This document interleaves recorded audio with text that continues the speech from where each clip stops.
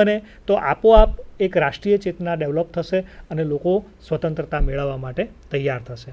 એની સામે બીજો પક્ષ હતો, એ હતો જહાલવાદીઓનો. આપણે જોઈએ છે કે જહાલવાદી રાષ્ટ્રવાદી હતા. એ લોકો એક ચોક્કસ ટાર્ગેટ સાથે ચાલતા હતા કે સ્વરાજ અને સ્વતંત્રતા એ જ અમારો મુખ્ય હેતુ છે અને કોઈ પણ રીતે અમારે જોઈએ. આત્મનિર્ભર, લોકશાહી અને સ્વતંત્ર થવાનો પ્રયાસ. કોઈ પણ રીતે અમારે કોઈ રાજ્યના આશ્રિત નહીં, કોઈ શાસન અમારા પર અમારો નિભાવ કરે એમ નહીં. અમે આત્મનિર્ભર હતા, અમારે લોકશાહી જોઈએ. બરાબર, તમે સ્લાઇડમાં જોઈ શકો છો કે સ્વતંત્ર થવાનો એમનો જે પ્રયાસ હતો એના માટે એના જે નેતાઓ હતા એમણે એક સૂત્ર હતું કે તમે સંગઠિત થાઓ અને સંગઠિત લોકોના બલિદાનથી શાસન સામે લડાઈ કરીએ. જો લોકો બલિદાન માટે સંગઠિત થશે તો શાસનને કોઈ પણ રીતે તમે પરાસ્ત કરી શકશો એવું માનતા. એના જે મુખ્ય નેતાઓ હતા એની આપણે વાત કરીએ, તમે નામથી ખૂબ પરિચિત હશો. શક્તિશાળી નેતૃત્વ એ વખતે આપણને પૂરું પડ્યું હતું. બાલ ગંગાધર તિલક, જેને આપણે લોકમાન્ય તિલક તરીકે ઓળખીએ છીએ, લાલા લજપત રાય, અરવિંદ ઘોષ અને બિપિનચંદ્ર પાલ, આ 4 મુખ્ય જહાલવાદી રાષ્ટ્રવાદી નેતાઓ હતા. એ લોકોએ પોતાની જુદી જુદી પદ્ધતિથી લોકોને તૈયાર કર્યા હતા. સબળ નેતૃત્વને કારણે લોકો બલિદાન માટે તૈયાર થયા હતા અને એ લોકોએ પોતે એક દાખલો પણ પૂરો પાડ્યો હતો. તમે જાણો છો કે લાલા લજપત રાયનું મૃત્યુ કેવી રીતે થયું હતું. એટલે એ લોકોએ માત્ર નેતૃત્વ કર્યું હતું કહેવા પૂરતું નહીં, પણ એ લોકો જહાલવાદી પ્રવૃત્તિઓમાં જોડાઈ અને પોતે બલિદાન માટે તૈયાર રહેતા અને સબળ નેતૃત્વના કારણે એમની સાથે જોડાયેલું બહુ મોટો સમૂહ, બહુ મોટું સંગઠન એ પણ બલિદાન માટે તત્પર હતું.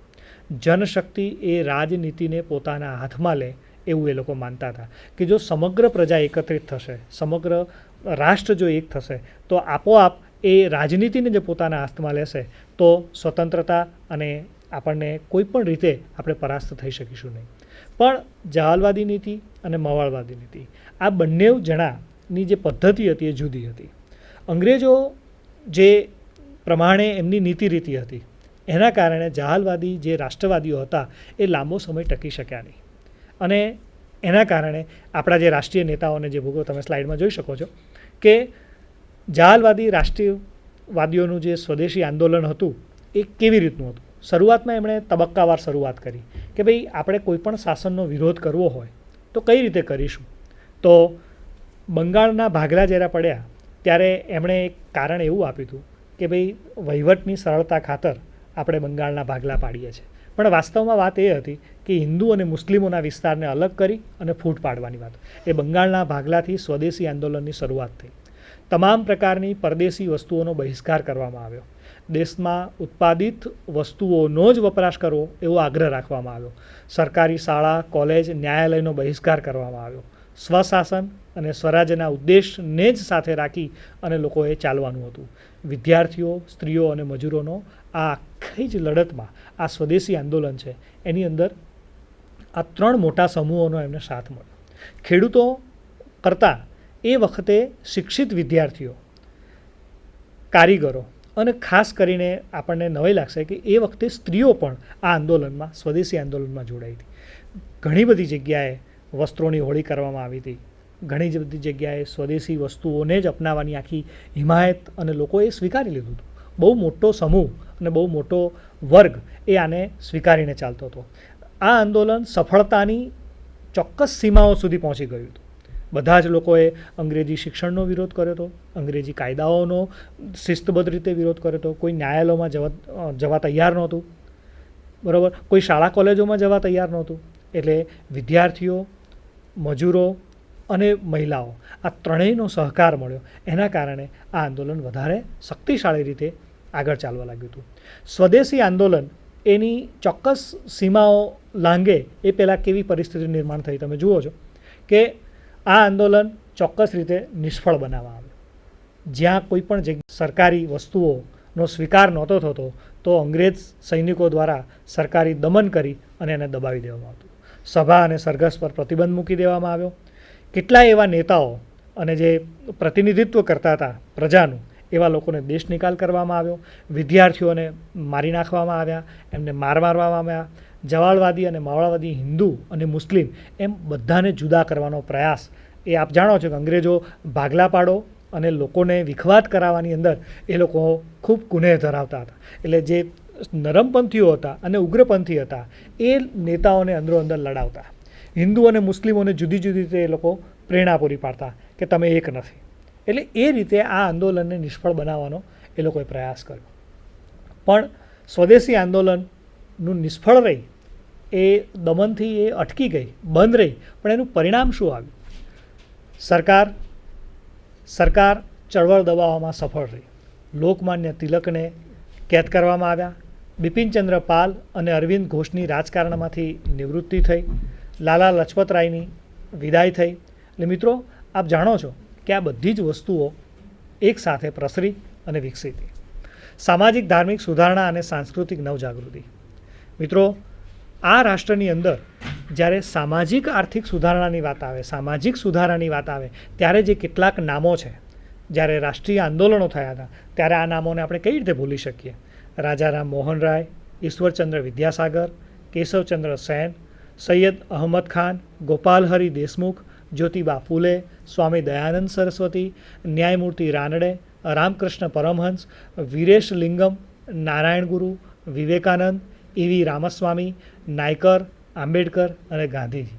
આ લોકો સામાજિક અને ધાર્મિક સુધારા માટેના નેતૃત્વ ધરાવનારા આગેવાનો હતા. મિત્રો, આ લોકોએ જે કામ કર્યું એની શરૂઆત કરી. તમે જુઓ છો કે સમાજના તમામ વર્ગોના લોકો આની અંદર છે. માત્ર રાજ્યના પ્રતિનિધિઓ જ નથી, પણ સમાજના તમામ વર્ગો આ નેતૃત્વનો રાજ્યના તમામ લોકો આ નેતૃત્વની અંદર સંમેલિત હતા. રાજારામ મોહન રાય, ઈશ્વરચંદ્ર વિદ્યાસાગર, કેશવચંદ્ર સેન, આ લોકોએ જે કામગીરી કરી હતી એ પ્રજાની અંદર જાગૃતિ લાવવાની કામ કરી હતી. ગોપાલ હરિ દેશમુખ, જ્યોતિબા ફૂલે એ સમાજના કચડાયેલા પછાત વર્ગોને ઉન્નત કરવાની કામગીરી કરી હતી. સ્વામી દયાનંદ સરસ્વતી, ન્યાયમૂર્તિ રાનડે એ કાયદો અને બંધારણની અંદર રહી અને કેવી રીતે અંગ્રેજ શાસનને લડત આપી શકાય એની વાત કરવાવાળા હતા. રામકૃષ્ણ પરમહંસ, વીરેશ લિંગમ, નારાયણ ગુરુ એ પણ સમાજના કચડાયેલા દબાયેલા વર્ગને કઈ રીતે શાસનની સામે તૈયાર કરવા એની અંદર લાગેલા હતા. વિવેકાનંદ, ઈ રામાસ્વામી, નાયકર, આંબેડકર અને ગાંધીજી. મિત્રો, જાણો છો કે ભારતની બહુ મોટી પ્રજા એ શિક્ષિત નહોતી. તમે શિક્ષણ વગરનો વ્યક્તિ કેવો દિશાવિહીન હોય છે એવું આ આપણું રાષ્ટ્રીય નેતૃત્વ એ આપણને સમજાવતું હતું. આપણે જોઈએ છે સ્વદેશી આંદોલનની નિષ્ફળતાનું પરિણામ એ આપણે જોયું. સામાજિક ધાર્મિક સુધારણા અને સાંસ્કૃતિક નવજાગૃતિના જે નેતાઓ હતા એને આપણે જોયા. હવે કેવા પ્રકારના સામાજિક ધાર્મિક સુધારણાઓ થયા અને આ જે નેતાઓ હતા એમણે કેવા પ્રકારની નીતિ રીતિ અપનાવી એની વાત આપણે કરીએ. તો સૌથી પહેલાં એમણે વાત કરી આધુનિક શિક્ષણની. એમણે એમ કીધું કે સમાજની અંદર જો શિક્ષણ હશે તો આપોઆપ જાગૃતિ હશે, અને જાગૃતિ હશે તો દરેક વ્યક્તિ પોતાના અધિકારો પ્રત્યે એ સજાગ થશે. એની સામે સતી પ્રથાનો વિરોધ કરો.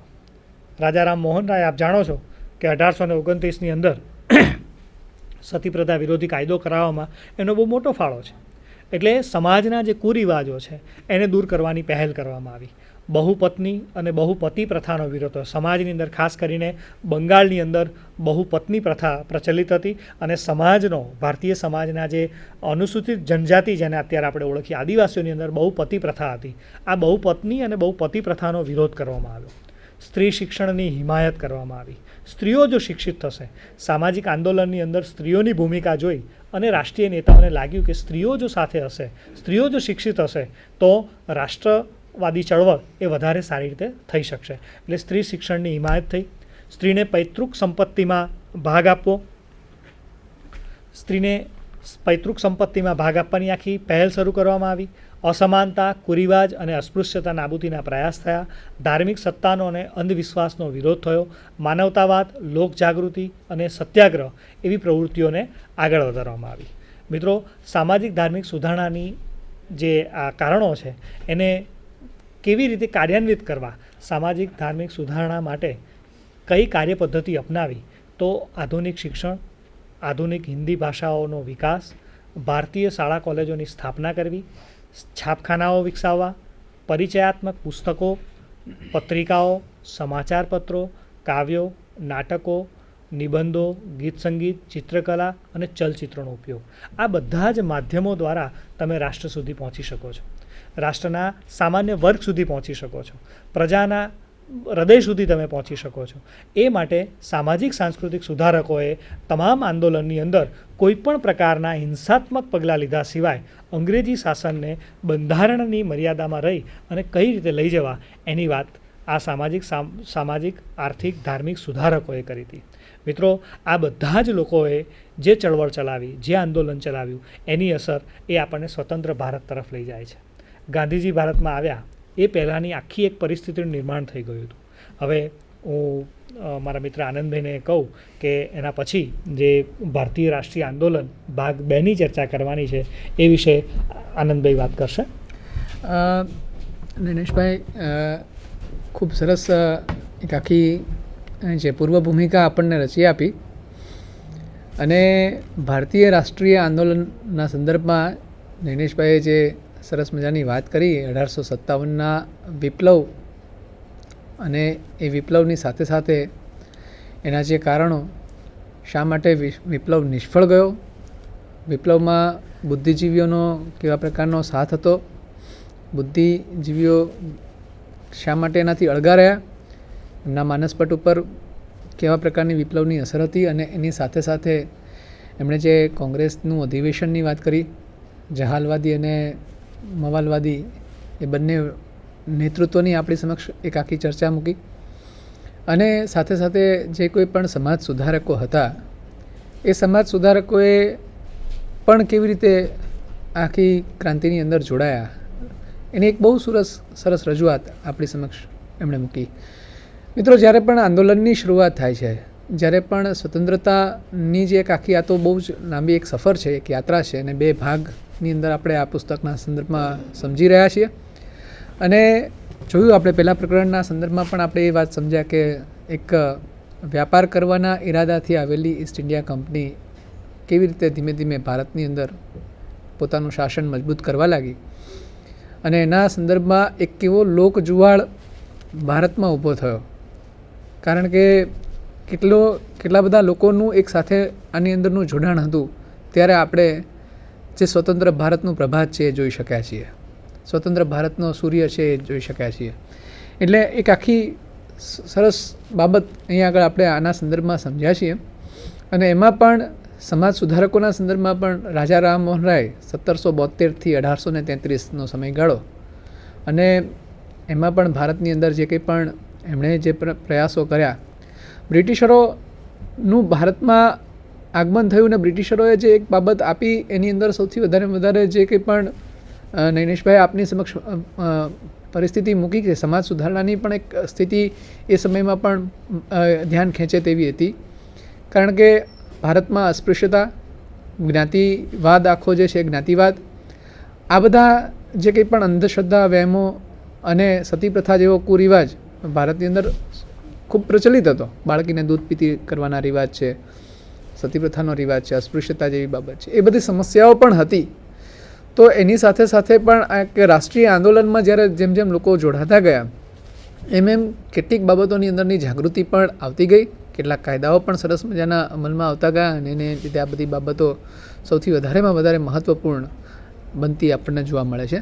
આપણે જે હવે વાત કરવાના છીએ એ વાત ગાંધીજીનું ભારતમાં આગમન થયું અને ત્યાર પછી ભારતીય સમાજમાં જે એક રાષ્ટ્રીય ચેતનાની ચિનગારી પ્રગટી અને જે સ્વતંત્રતા સુધીનો જે એક માર્ગ આપણને મળ્યો એની વાત હવે આપણે આ પ્રકરણ નંબર આગળના પ્રકરણની અંદર આપણે કરવાના છીએ. મિત્રો, આપ જોઈ શકશો કે એકમ 12 છે ભારતીય રાષ્ટ્રીય આંદોલનનો બીજો પાર્ટ છે અને આ ચેપ્ટરની અંદર આપણે જે સમજવાનું છે એમાં ભારતના રાજકીય ફલક પર ગાંધીજીનો ઉદય કઈ રીતે થયો, અસહકાર અને સવિનય કાનૂન ભંગની ચળવળની વિશેષતાઓ કઈ કઈ હતી, સ્વરાજ્યના સામાજિક અને આર્થિક તત્વો અને ખેડૂતો અને મજૂર વર્ગના જુદા જુદા આંદોલનો પૂરા કરવામાં નેતૃત્વની ભૂમિકા કેવી હતી અને બીજા વિશ્વયુદ્ધ દરમિયાન ભારતની રાષ્ટ્રીય ચળવળનો વિકાસ કેમ થયો અને અંતે સ્વતંત્રતા કઈ રીતે મળી.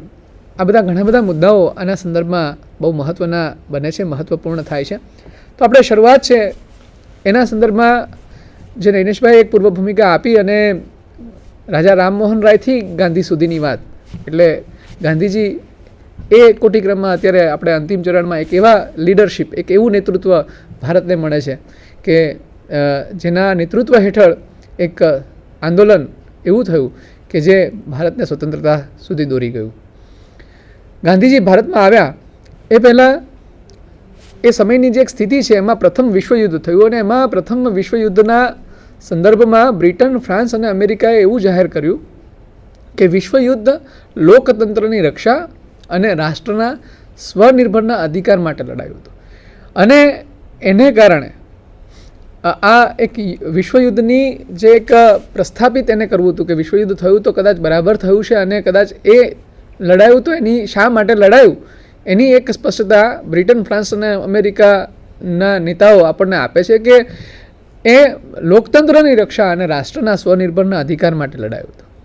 અંગ્રેજોએ આ સુફિયાની વાત કરી, સુફિયાની સલાહ આપણને આપી, પણ અંગ્રેજો ક્યારેય બંધારણ સુધારવા અને એની માટેના ઔપચારિક પ્રયત્ન કર્યા, પણ રાજકીય સત્તા છોડવાની એમની કોઈ ઈચ્છા ન હતી. એટલે રાજકીય સત્તા એ લોકો છોડવા માંગતા ન હતા. આ બધી સરસ સરસ વાતો એમના દ્વારા આવી અને લોકોને લાગતું હતું કે હવે અંગ્રેજો ભારત છોડીને જતા રહેશે. લોકો છે એ હવે એની અંદરની એક એવી એક પરિસ્થિતિ હતી કે કદાચ બ્રિટન, ફ્રાન્સ અને અમેરિકા જો આ વાત કરતું હોય તો હવે એ ભારત વહેલામાં વહેલી તકે છોડી અને આપણને સ્વતંત્રતા આપીને જતા રહેશે. પણ પેલી જે એક વર્ષોથી અહીંયા એ લોકો જે સ્થાયી થયા હતા, એમનો જે આખો શાસનની અંદર જે એમણે પગ જમાવ્યો હતો, એના મૂળ જે ઊંડા નાખ્યા હતા, એને લીધે એમને હજી ભારત છોડવું એટલું બધું ગમતું નહોતું, એટલું બધું પસંદ નહોતું. અને એવા સમયે એક એવા લીડરની ભારતને જરૂર હતી કે જે ખરેખર જે આખા વિશાળ સમૂહને એક દિશા તરફ દોરી જાય, સ્વતંત્રતા સુધી લઈ જાય. અને એવા લીડર તરીકે ભારતમાં ગાંધીજી આવ્યા અને ગાંધીજીનું જે આગમન થયું અને ગાંધીજીએ જે માર્ગ અપનાવ્યો, જે રાહ આ રાષ્ટ્રને ચીંધ્યો, એ સૌથી વધારે સ્વતંત્રતાની લડતની અંદર મહત્ત્વપૂર્ણ સાબિત થાય છે. અને એમણે આ આખા સત્યાગ્રહનો એક જે નવો અભિગમ, એક નવો પ્રયોગ આપણી સમક્ષ એમણે રજૂ કર્યો. એટલે ગાંધીજી, કારણ કે દક્ષિણ આફ્રિકા ગયા 1867માં પોરબંદરમાં એમનો જન્મ, અને ધીમે ધીમે જેમ 1857ના વિપ્લવની વાત સાંભળતા હતા, કોંગ્રેસના અધિવેશનની સ્થાપનાની વાત આપણે જોતા હતા, અને એવા સમયે એક ગાંધીનો જે ઉછેર ધીમે ધીમે થઈ રહ્યો હતો અને દક્ષિણ આફ્રિકામાં એમને જે અન્યાય થયા અને અન્યાય સામે એમણે જે અવાજ ઉઠાવ્યો અને એમના જે કંઈ પણ જીવનના બનાવો, એમણે પોતે ગાંધીજીએ પણ ભારતમાં આવી અને આખું ભ્રમણ કરીને ભારતની જે દુર્દશા જોઈ, ભારતની જે સામાજિક, આર્થિક, ધાર્મિક પરિસ્થિતિ જોઈ, અને એ સમયે જે એમણે ભારતનું દર્શન કરીને ભારત માટેની જે એક આખી એક નવી એક પદ્ધતિ, નવો એક પ્રયોગ આપણને આપ્યો, એનું પ્રદાન એની માટે શબ્દોમાં એની માટે વર્ણન માટે શબ્દો પણ ઓછા પડે એવી એક આખી પરિસ્થિતિનું નિર્માણ મહાત્મા ગાંધીજીના એક આ પ્રયત્નથી થતું આપણને જોવા મળે છે. તો ગાંધીજીના આ આગમન પછીની જે ઘટનાઓ છે, અને એમાં ખાસ કરીને 1919ના સંદર્ભમાં તમે વાત કરતા જાઓ અને સરકારના જે પ્રતિભાવના સંદર્ભમાં આપણે વાત કરીએ તો 1919માં રોલેટ એક્ટ કરીને એક કાયદો પસાર થયો. અને રોલેટ એક્ટ એટલે કાળા કાયદા તરીકે આ કાયદો ઓળખાતો, અને કોઈ પણ કારણ દર્શાવ્યા સિવાય વ્યક્તિની ધરપકડ કરી શકાય એવું આ કાયદામાં નિહિત હતું. ત્યાર પછી કાયદાનો ભંગ કરવા બદલ લોકોએ ધરપકડો ભરવા લાગ્યા હતા. વિશાળ સંખ્યામાં લોકો આંદોલનમાં જોડાવા લાગ્યા. હડતાળ, સભા, સરઘસ, દેખાવો, રોજબરોજના બનાવો બની ગયા. 13 એપ્રિલ 1919માં જલિયાવાલા બાગનો હત્યાકાંડ થયો અને લોકોને સંસ્થાનવાદી શાસન માટે ખૂબ રોષ જાગ્યો. જે ગાંધીજી આવ્યા પછીની જે આખી ઘટના થઈ અને સરકારનો જે પ્રતિભાવ હતો, તો એમાં કાળા કાયદા માટે અને કાયદાનો ભંગ કરવા માટે લોકો એકદમ ધરપકડ ભરવા માટે બહુ બિંદાસ બની ગયા હતા. વિશાળ સંખ્યામાં આખું આ આંદોલનમાં લોકો જોડાવા લાગ્યા. રોજે રોજના બનાવો થયા અને એમાં પણ જલિયાવાલા બાગનો જે હત્યાકાંડ થયો, જનરલ ડાયરે જે બેફામ ગોળીબાર ત્યાં આગળ કર્યો અને કેટલા બધા લોકો એ જલિયાવાલા બાગના હત્યાકાંડમાં મૃત્યુ પામ્યા. એટલે લોકો આ જે હત્યાકાંડ થયો ત્યારે ખૂબ રોષે ભર્યા હતા. અને જલિયાવાલા બાગમાંની આખી ઘટના એવી હતી કે એ સમયે સરકારે કોઈ પણ જાહેર સ્થળોએ મિટિંગ ન કરવી, સભા ન ભરવી એવું એક આદેશ છે, એ આદેશ જારી કર્યો હતો. અને જલિયાવાલા બાગની અંદર એક સભા ભરાઈ હતી અને એની અંદર રાષ્ટ્રહિતની વાતો એના આગેવાનો કરી રહ્યા હતા, ત્યારે જનરલ ડાયર એની જે કુમક છે એ સૈનિકોની કુમક સાથે આવી ચડ્યા અને એમણે કોઈપણ પ્રકારની વોર્નિંગ આપ્યા સિવાય, કોઈપણ પ્રકારની તકેદારી લીધા, બીજી કોઈપણ વસ્તુની જાહેરાત કર્યા સિવાય સીધી જે ગોળીબારનો આદેશ આપ્યો. એમાં ઘણા બધા નિર્દોષ અને માસૂમ જે લોકો હતા એ લોકો એમાં મૃત્યુ પામ્યા. અને એ સ્થળની મુલાકાત પછી જ્યારે ગાંધી અને નહેરુ એ બેવે લીધી ત્યારે એ પોતે એમના હૃદય અને લાખો લોકોના હૃદય ત્યારે દ્રવી ઉઠ્યા હતા અને લોકોના મનની અંદર બ્રિટિશ શાસન માટે ખૂબ નફરત, ખૂબ જે રોષ છે એ રોષ પ્રગટ થયો હતો. અને એમાં એવું એમ સાબિત થતું હતું કે હવે આ અંગ્રેજોએ ભારત છોડીને જવું જ જોઈએ, એવી એક આખી આગ ત્યાં આગળ ભભૂકી ઉઠેલી આપણને જોવા મળે છે. આ મિત્રો આખી વાત છે, આખી ઘટના છે, એના સંદર્ભમાં હવે વિશેષ જે કંઈ પણ મુદ્દા છે એમાં 3 મહત્ત્વના મુદ્દાઓ છે. અસહકારની ચળવળ એ 1920થી 1922 સુધી થઈ અને 1920માં રાષ્ટ્રીય કોંગ્રેસે અસહકારનું આંદોલન શરૂ કરવાનો નિર્ણય કર્યો. સરકારી માન્યતાવાળી શાળાઓ, કોલેજો, ન્યાયાલયો, વિધાનસભાઓ અને પરદેશી કાપડનો બહિષ્કાર થયો. પરદેશી કાપડની લોકોએ હોળી કરવાની શરૂઆત કરી. લોકો રેટીઓ ચલાવવા, ખાદી બનાવવા અને અસ્પૃશ્યતા દૂર થાય એવી એક અપીલ લોકોને કરવામાં આવી. અને 1920માં ચૌરી ચૌરાનો જે હત્યાકાંડ થયો, 3000 કોંગ્રેસી ખેડૂતો પર પોલીસે એ સમયે ગોળી ચલાવી હતી અને રોષમાં ભરાયેલા લોકોએ આખું પોલીસ સ્ટેશન છે એ સળગાવી દીધું. અને એમાં 22 જેટલા પોલીસ અધિકારીઓ ત્યારે એમાં એ જીવતા સળગી ગયા હતા. આખી ઘટનાથી ગાંધીજીને ખૂબ દુઃખ થયું હતું. ગાંધીજી પોતે પણ ખૂબ નારાજ થયા હતા અને એને પરિણામે આ આખી બાબતમાં એમણે અસહકારનું આંદોલન છે એ 1922માં પાછું ખેંચ્યું. અને એમને એમ લાગ્યું કે હજી લોકો અહિંસાનો પૂરેપૂરો મર્મ છે એ સમજી શક્યા નથી, અહિંસાના ધર્મને સમજી શક્યા નથી. આવી એક આખું આંદોલન આપણને અસહકારની ચળવળમાં જોવા મળે છે. બીજું, આ ચળવળનું પરિણામ એ આવ્યું કે લાખો લોકો, ખેડૂતો અને શહેરી ગરીબો સહિત સ્ત્રીઓ પણ આ આંદોલનમાં જોડાઈ હતી. આ આંદોલને ભારતીયોમાં વધુ આત્મસન્માન અને આત્મવિશ્વાસની ઊભી કરી. CR દાસ અને મોતીલાલ નહેરુ જેવા નેતાઓએ સ્વરાજ પાર્ટીની રચના કરી. 1927માં બંધારણના મુદ્દાઓની સંભાળ લેવા માટે સાયમન કમિશન રચાયું અને લોકોએ સાયમન ગો બેકના નારા લગાડી અને વિરોધ કરેલો જોવા મળે છે. બીજી એક ચળવળ સવિનય કાનૂન ભંગની ચળવળ 1930થી 1934 સુધી લડાઈ થઈ અને એમાં 1928-29માં જવાહરલાલ નહેરુ કોંગ્રેસ લાહોરના કોંગ્રેસ અધિવેશનના પ્રમુખ બન્યા. આ અધિવેશનમાં કોંગ્રેસે પૂર્ણ સ્વરાજ એ જ ધ્યેયનો ઠરાવ પસાર કર્યો. 12મી માર્ચે 1930ની 12મી માર્ચે દાંડીકૂચ થઈ અને એ દાંડીકૂચની સંદર્ભમાં લોકોએ ભેગા થઈ અને મીઠાના કાયદાને તોડ્યો. જે મીઠા ઉપર કર લગાડવામાં આવે તો એ કાયદાને તોડ્યો. દેશના કેટલાય ભાગોમાં ખેડૂતોએ જમીન મહેસૂલ અને ભાડું આપવાની ના પાડી. હજારો લોકોએ હડતાળ, સરઘસ, પરદેશી માલ અને દારૂનો બહિષ્કારમાં ભાગ લીધો. 1934ના મધ્ય ભાગમાં પાછું આ આંદોલન પાછું ખેંચાયું. આપ દાંડીકૂચના વિવિધ દ્રશ્યો જોઈ રહ્યા છો. બાપુ દાંડીકૂચ માટે નીકળ્યા ત્યારથી લઈ અને એ દાંડીકૂચની જે કંઈ પણ આખી એક રેલી નીકળી હતી એને ઠેર ઠેર લોકો કેવી રીતે સ્વાગત કરતા, જુદી જુદી જગ્યાએ બાપુએ સભાને સંબોધી હતી. એ બારેજા હોય, એ આણંદ હોય કે એવા જુદા જુદા ઘણા બધા સ્થળોએ અમદાવાદથી નીકળેલી આ યાત્રામાં ઘણા બધા લોકોએ આ દાંડીકૂચને આવકારી હતી. અને નીચેના દ્રશ્યોમાં જોવો છો કે બાપુ એ મીઠું પોતે એની મુઠ્ઠી ભરીને આ કાયદાનો સામે એક પોતાનો પ્રતિકાર છે, પ્રતિકાર વિરોધ દર્શાવતા હોય એવું આપણને જોવા મળે છે. અને એની સાથે સાથે કેટલીક ક્રાંતિકારી ચળવળો પણ ઊભી થઈ હતી. આ એક અહિંસાની ચળવળ હતી. એની સાથે સાથે ભારતનો યુવાન વર્ગ એવું માનતો હતો કે માત્ર અહિંસાના એક શસ્ત્રથી આપણે ક્યારેય સ્વતંત્રતા નહીં મેળવી શકીએ.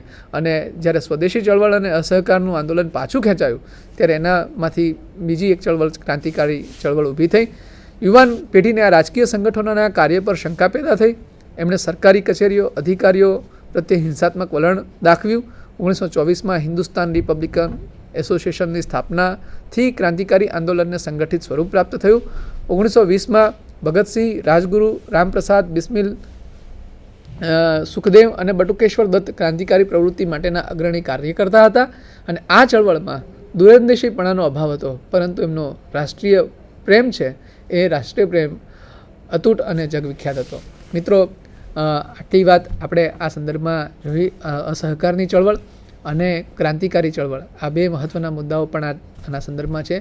એની સાથે સાથે સવિનય કાનૂનભંગ અને અને એની સાથે સાથે હિન્દ છોડોની લડત એ પણ મહત્ત્વના મુદ્દાઓ આ ટૉપિકની અંદર આવે છે. કેવી રીતે એ આ બધી લડતો થઈ એની સંદર્ભમાં ક્વિટ ઇન્ડિયા મુવમેન્ટમાં પણ કેવો એક મહત્ત્વનો અંગ્રેજો ને ભારતમાંથી જવા માટેના જે કંઈ પણ પગલાઓ લેવાયા, જે કંઈ પણ આંદોલનો થયા એની વિશેષ વાત આ પ્રકરણની અંદર પણ રજૂ થઈ છે. સમયના અભાવે બધી જ વાતો અહીંયા આગળ આપણે શક્ય બનતી નથી. યુનિટ 4ની અંદર જે કેટલાક મૂલ્યો છે એ મૂલ્યોને અને આગળના આંદોલનોને આપણે પુનઃ ક્યારેક મળીશું ત્યારે આપણે વાત કરીશું. ત્યાં સુધી અમને રજા આપશો. હું અને નૈનેશભાઈ આપના ખૂબ ખૂબ આભારી છીએ. જય Hind. Doctor Baba Saheb Ambedkar open university.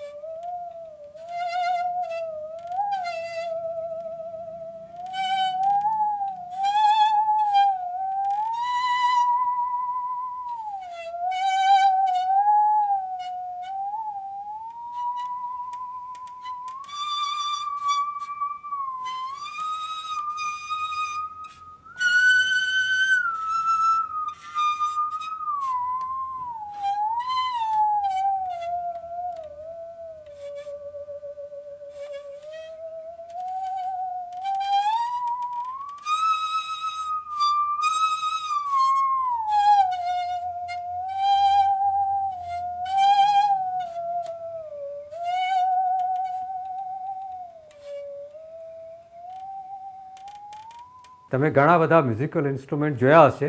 Violin, harmonium, sitar, guitar એ બધા રેગ્યુલર મ્યુઝિકલ ઇન્સ્ટ્રુમેન્ટ છે. અહીં તમે જોઈ શકો છો આ એક લાકડા કાપવાની કરવત છે જેને અહીંયા સ્ટેન્ડ ઉપર માઉન્ટ કરેલી છે અને આ વાયોલિનની બો ગજ. હવે આ કરવત જે છે આ કંઈ રેગ્યુલર મ્યુઝિકલ ઇન્સ્ટ્રુમેન્ટ નથી, પણ આ જે વાયોલિનની બો ગજથી હું આ કરવતમાં વાઇબ્રેશન ક્રિએટ કરું છું અને એક પર્ટિક્યુલર મ્યુઝિકલ નોટ, સંગીતનો સૂર કાઢવા માટે એને એક પર્ટિક્યુલર એંગલે ખૂણાએ એને હું વાળું છું. મારે બીજો મ્યુઝિકલ નોટ જોઈતો હોય તો એને થોડી બેન્ડ કરી અને બીજે ઠેકાણેથી એને વાઇબ્રેટ કરું છું અને મને બીજો નોટ મળે છે. આવી રીતે જુદા જુદા સંગીતના સૂર કાઢવા માટે એમાં વાઇબ્રેશન ક્રિએટ, સ્પંદનો ક્રિએટ ઉત્પન્ન કરવા પડે અને એક પર્ટિક્યુલર એંગલે ખૂણામાં એને વાળીએ તો આપણને એ પર્ટિક્યુલર મ્યુઝિકલ નોટ મળે છે.